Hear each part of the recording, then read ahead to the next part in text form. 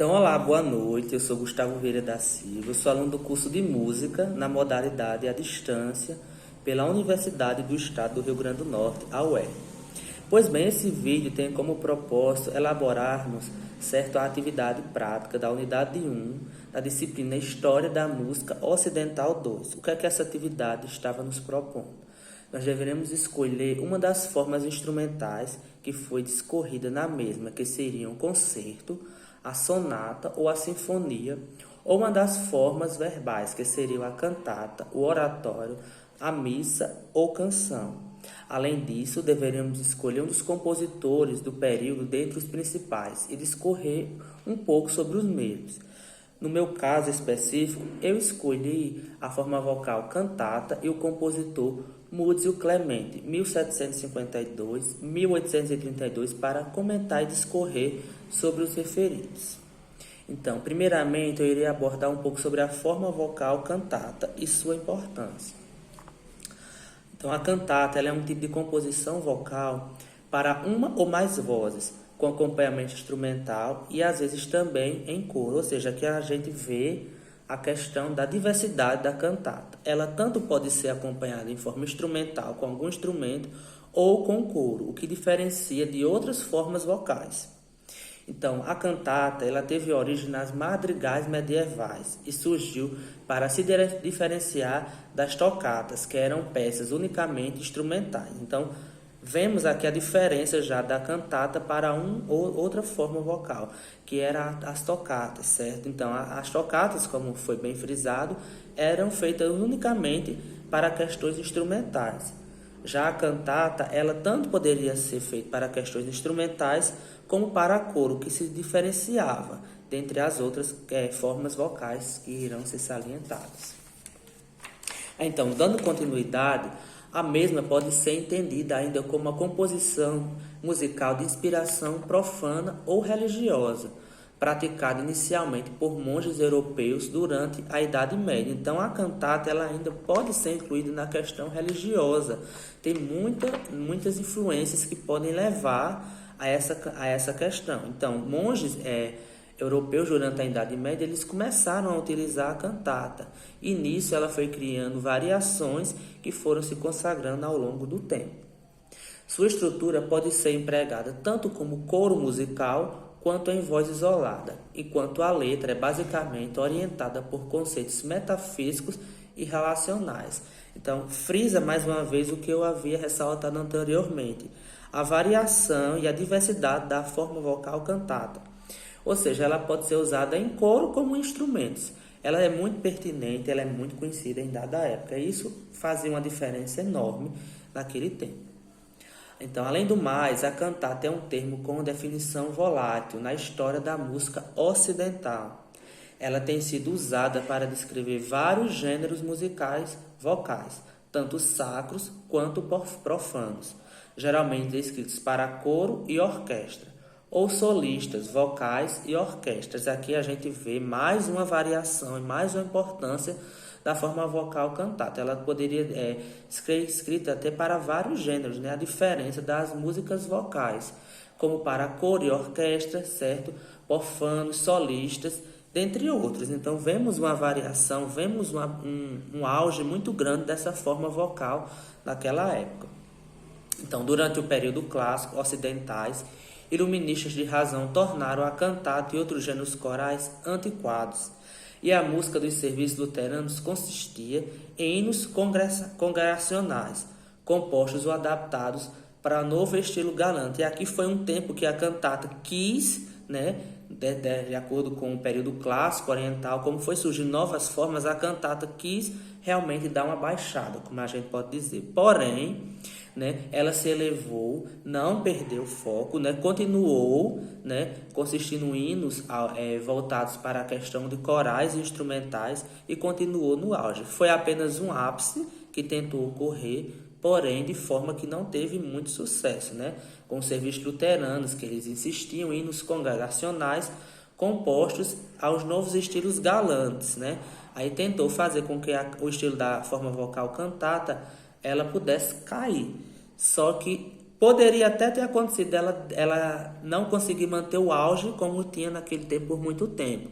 Mas logo em seguida se voltou ao normal e a cantata voltou a ficar como sempre era lá em cima, o estilo vocal. Então, dando prosseguimento, ele é um tipo de composição vocal para uma ou mais vozes. Então, a cantata ela pode ser cantada por individualmente ou em coro, como foi falado. Acompanhamento instrumental e às vezes também em coro. Esse gênero teve origem nas madrigais medievais e surgiu para se diferenciar das tocatas, que eram peças unicamente instrumentais. A cantata é tido como o tipo mais importante da música da câmara vocal do período barroco. Como eu frisei, a cantata se diferenciava, e aqui mais uma vez foi frisado, onde ela surgiu. Ela se diferenciava pela sua diversidade, ela não era uma coisa só que era voltada para os instrumentos, como outras formas vocais. Ela poderia ser usada em coro, até em religião, como outros aspectos. A cantata ela era muito importante e muito pertinente. Então, continuando, o gênero ficou um pouco esquecido nos períodos posteriores, como no classicismo e no romantismo, e retornou no século XX com alguns compositores que resgataram elementos da música antiga de suas obras. Aqui foi frisada a questão, com a entrada do romantismo, com a entrada do classicismo, principalmente, que foi um período que marcou muitas mudanças naquela época, a cantata ela caiu mais uma vez.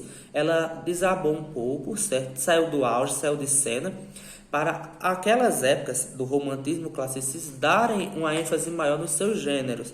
Porém, como foi falado, compositores no século XX, eles conseguiram resgatar esses elementos para suas antigas e suas obras, certo? Eles conseguiram dar ênfase novamente à cantata para ela conseguir voltar ao auge. Não como antes, devido à questão do classicismo e o romantismo estar em alta e suas questões. Porém, com esses compositores em cima e lutando, a cantata voltou a ter êxito naquela época. Enfim, finalizando para falar um pouco sobre a forma vocal cantata, ela teve sua pertinência neste período, onde sua composição musical para uma ou mais vozes com o acompanhamento geralmente para solista, coro e orquestra. Então, aqui a gente vê a questão da cantata ela ser acompanhada não só para uma coisa, aqui a gente já vê a questão do solista, o coro e a orquestra, ou seja, fora a questão da instrumentação e do individualismo, a cantata em si ela tinha vários aspectos que a diferenciava. Isso foi fundamental para que ela voltasse, certo, à questão do auge naquela época, mesmo com as entradas fulminantes do classicismo e romantismo, mas a cantata, junto com esses compositores que se esforçaram para vê-la novamente, conseguiu voltar ao tempo no auge, certo? Então, além disso, a mesma é poética, certo? E é muito importante. A composição é lírica, própria para ser musicada, certo? Formadas por coplas e reciclativos. Então, enfim, a cantata foi muito importante naquela época e teve uma distinção bastante grande em relação às outras formas vocais devido à questão da diversidade, certo? Não só da questão individual, mas a questão em coros, a questão de instrumentos, a questão da religiosidade. Foram períodos que vinham, para tentar tirar do auge, às vezes tiraram, mas sempre vinha alguma coisa, algum compositor, alguma coisa que levava a cantata a ficar mais em cima novamente. Por isso, foi uma das formas vocais, se não a mais importante e mais pertinente daquela época. Então, dando prosseguimento, vamos falar agora da segunda parte, que eu irei discorrer e ressaltar um pouco sobre o compositor, a qual escolhi dentre os disponíveis para lá na disciplina, que foi o compositor Muzio Clemente, em 1752 e 1832. Então, Muzio Clemente, ele foi um importante pianista, certo? Ele tinha muita pertinência com relação ao piano. Ele foi compositor, fabricante de pianos e editor musical italiano, cuja densidade da obra para piano influenciou grandes nomes como Ludwig van Beethoven. Então, Beethoven, muito conhecido naquela época, acho que o mais conhecido compositor da era classicista, da era modernista, da era romantista dessa época. Mas Muzio, ele conseguiu ser muito conhecido pela questão do piano, certo? Ele foi um dos melhores com relação a esse instrumento conhecido mundialmente. Então, falando um pouco sobre o mesmo, ele viveu a maior parte da sua vida na Inglaterra e tornou-se resgate-se, né, em 1774. Além disso, ele dedicou muitos anos ao ensino de música, compôs centenas de obras didáticas exploradas em diferentes níveis de dificuldade técnica, como os 100 estudos para pianos compilados no livro Gladys and Parnassum, 1817 e 1826, desculpa. Então aqui eu discorri um pouco sobre a história de Múzio. Então a gente vê a questão da importância, mais uma vez ressaltada, para a questão do piano. Foi um dos melhores com relação a esse instrumento, né? Fica nítido, né, que ele teve muita influência com relação ao piano, né? E outros compositores renomados como Beethoven ficaram, né, também abismados com as influências como o Múzio teve naquela época. Então, dando continuidade, eu vou falar agora das principais composições, que foram cerca de 70 sonatas para piano solo, sonatinas, variações, mais de 40 sonatas com acompanhamento de teclado, 2 sinfonias e 2 canzonetas, certo? Aqui foram algumas das obras, né, do compositor. Então, vamos dar continuidade. Além disto, esse grande compositor italiano também foi tecladista, fabricante de pianos e editor musical. Mesmo que abandonado pela posterioridade, o mesmo é tido como o pai do piano, sendo um dos primeiros e mais relevantes virtuosos deste instrumento musical, muito conhecido em todo o mundo. Ou seja, foi realmente um dos mais, se não o mais pertinentes com relação a esse instrumento musical que é o piano, né? Foi um destaque. Então, ele tinha sua história, teve, né, várias obras, né, várias sonatas, várias composições, porém, o seu destaque foi realmente a questão do piano. O piano, ele foi considerado o pai do piano, ele foi um dos mais importantes com relação a esse instrumento. Falou em piano, falou em Múzio Clemente. Aí o referido codificou seu enorme entendimento de maneira do novo instrumento em Introdução à Arte de Tocar o Piano, Forte, 1801, e Gladys Parnassum, 1817 e 1826, escrito no livro com 100 estudos para pianos. No ano de 1774, ele se tornou regente do King's Theatre de Londres.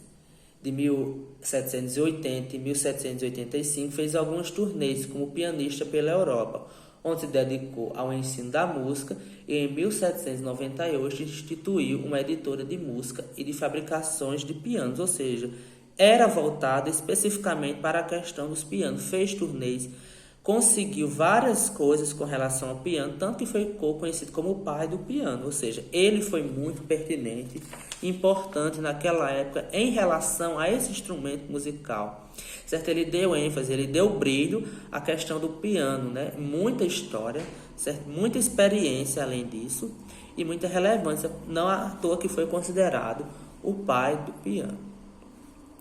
Porém, as obras de maior importância são suas sonatas para teclado, nas quais elementos como contraponto e passagens virtuosíssimas são frequentes. E aqui eu finalizo falando sobre Múzio. Realmente, foram as obras mais importantes, foram as suas sonatas para o teclado. Em pesquisas feitas, certo? Em estudos sobre o mesmo, foi definido essa questão. Porém, sua ênfase maior foi com relação ao piano, certo? Ele foi considerado o pai do piano, então a sua história foi voltada especificamente para o piano, certo? Então essa foi minha apresentação, espero que tenham gostado, espero que vocês tenham entendido um pouco sobre a forma vocal canata, né? Que é muito importante, e o compositor Múzio Clemente, que falei um pouco mais breve do mesmo, mas deu para entender a questão dele, da importância para o piano e a forma vocal cantata, que foi a mais pertinente, certo? Devido às suas variações naquela época, certo? Então, muito obrigado e todos tenham uma boa noite.